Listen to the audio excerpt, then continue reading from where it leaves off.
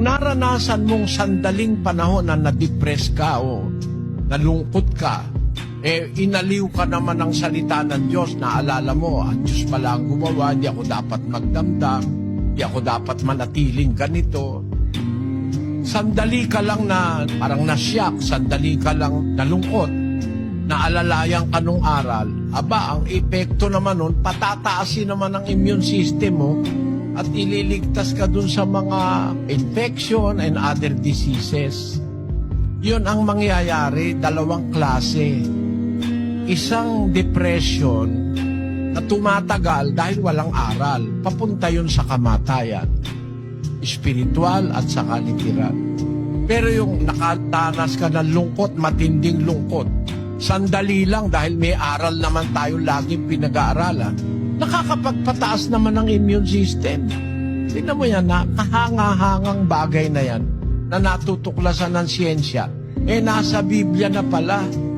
Kasi palulungkutin ka lang sa sandaling panahon, hindi naman habang panahon kasi meron ka kasing maaaring naging pagkukulang mo sa asawa mo, pagkukulang mo sa anak mo, na hindi mo naharap yung anak mo, na naipagtiwala mo lahat sa katulong mo, na-realize mo ngayon gaano pala kamahal sa'yo ang iyong anak, magagawa mo yung pagkukulang mo sa iba mo pang mga anak.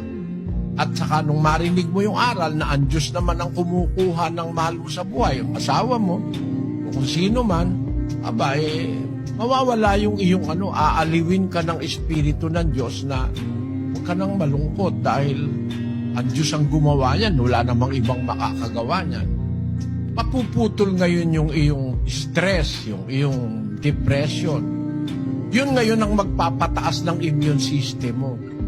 Para ma-prolong yun, ibig sabihin, hindi ka nagtitiwala sa Diyos na bakit na po-prolong? Dapat kung nalumbay ka man, hindi naman inaalis ng Diyos sa'yo, malumbay ka dahil nawala yung asawa mo. Pero dapat ma-realize mo later on, gawa ng Diyos yun dahil ang Diyos ang kumukuha ng buhay.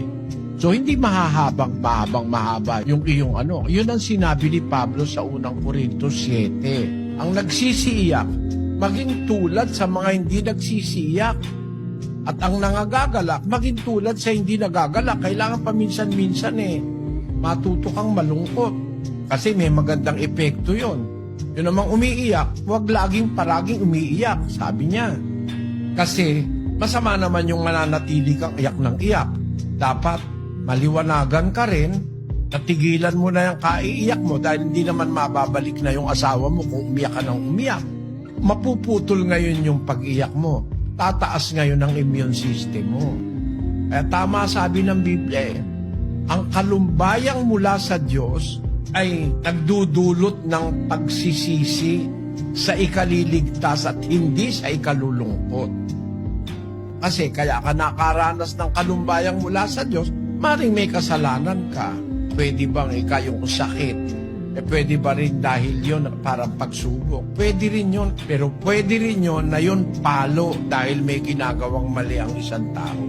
Kaya ka pinapalo para palumbayin ka.